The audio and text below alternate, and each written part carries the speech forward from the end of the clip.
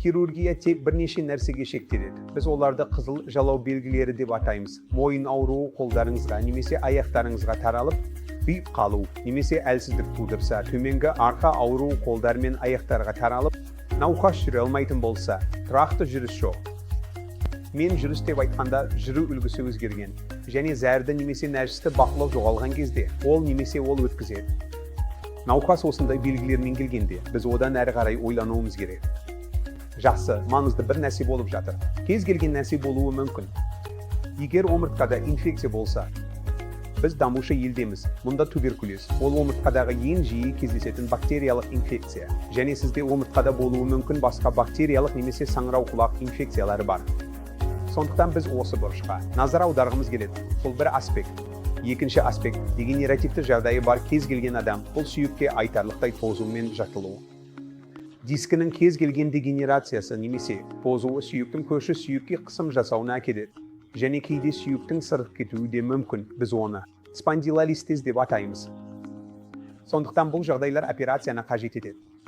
Кез келген инфекция төменгі арқада немесе мойында ауырсынуды тудырады. Кез келген тұрақсыздық операцияны қажет етеді.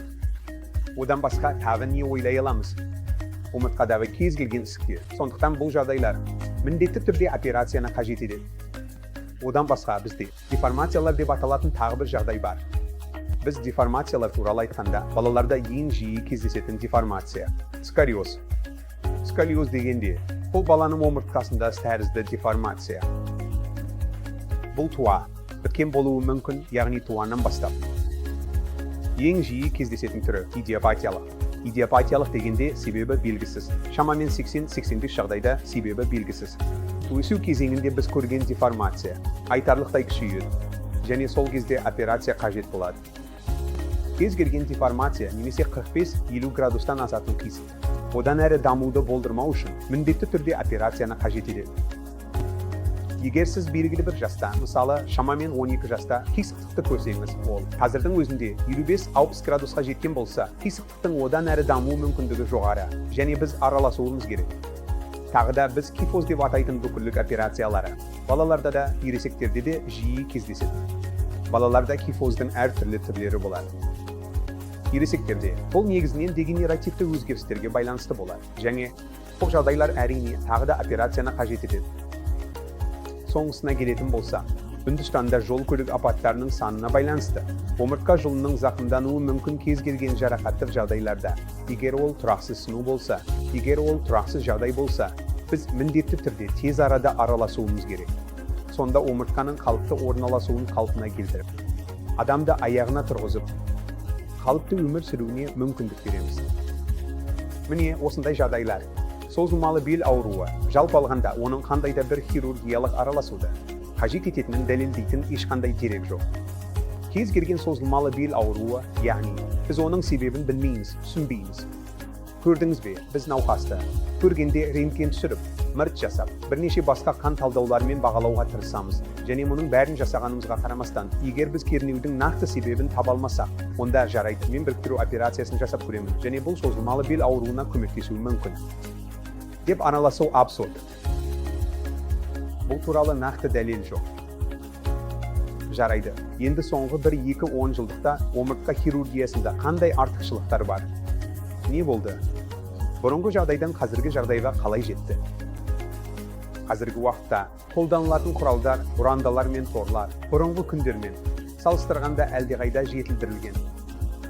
Біз бұлшықетке аз зиян келтіретін, қан кету аз болатын және инфекция қаупі төмен, минималды инвазивті операцияларды көп жасайтын деңгейге жеттік. Бұрын омыртқа операциясын жасағанда науқас ауруханада 10 күн, 15 күн жатуы керек болатын, қазір ондай емес.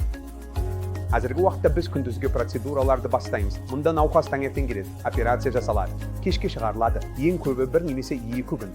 Тіпті ең үлкен операцияларда да біз 2-3 күн ішінде шығара аламыз. Бұл жетістіктердің арқасында. Сонымен қатар, біз операция кезінде нейромониторинг деп аталатын нәрсені жасай аламыз. Бұл нақты уақытта жұлынның жағдайын, моторлық күш немесе сенсорлық күшті түсінуге мүмкіндік береді. Мен моторлық күш дегенде бұлшықеттердің гравитацияға қарсы қозғалу қабілетін айтамын. Ал сезімталдық туралы айтқанда сенсорлық жүйені меңзеймін.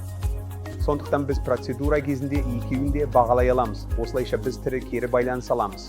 Және егер процедура кезінде қателік жасасақ, оны сол жерде түзете аламыз. Бұл жақсы жетістіктердің бірі. Содан кейін жасанды интеллект пайда болуда. Жасанды интеллект туралы айтқанда, оны робототехникамен біріктіру туралы сөз болады. Сонымен бұрынғы күндерде біз омыртқаны бұрандалармен бекіткеннен кейін омыртқаны туралау үшін сәйкесінше таяқшаны орналастыру керек болатын. Бұрынғы күндерде біз таяқшаларды иіп, омыртқамен сәйкес келу үшін туралап, өзіміз туралауды жасауымыз керек болатын. Бірақ қазіргі күндерде бізде жасанды интеллект деп аталатын нәрсе бар. Ол бізге нақты пациенттің сканерлеуіне негізделе отырып, операция алдында таяқшаларды алдын ала иіп дайындауға көмектеседі. Сондай-ақ деформацияланған омыртқаларға операция жасау қажет болғанда, біз нақты анатомияны білмеген кезде, яғни анатомия деформацияланған омыртқа, немесе пациент бұрын басқа операциядан өткен кезде бұзылғанда, біз оны қайта қарау омыртқа хирургиясы деп атаймыз. Сондықтан біз сүйектің қалыпты орналасуының нақты қай жерде екенін білмейміз. Бұрандаларды дәл сол жерге қоюымыз керек пе? Олар сүйекке дәл сәйкес келе ме? Әлде олар жұлынға кіріп, жүйкелерге, немесе сол сияқты нәрселерге соғыла ма? Бұл нәрселерді робототехникамен әлдеқайда жақсырақ шешуге болады. Сондықтан біз робототехника туралы айтқанда жұмысты орындайтын робот емес, қайтадан 95-тен 100-ға дейін хирургтың өзі орындайды. Бірақ робот бізге жоспарлауға көмектеседі. Сондықтан біз жүргізіп жатқан операцияда 99 дәлдікке қол жеткізе аламыз. Жалпы жұртшылық ретінде сіздер омыртқа хирургиясы туралы, омыртқа хирургіне қашан жүгіну керек және омыртқа операциясы қашан жасалуы керек деген негізгі түсінікке ие болар едіңіздер.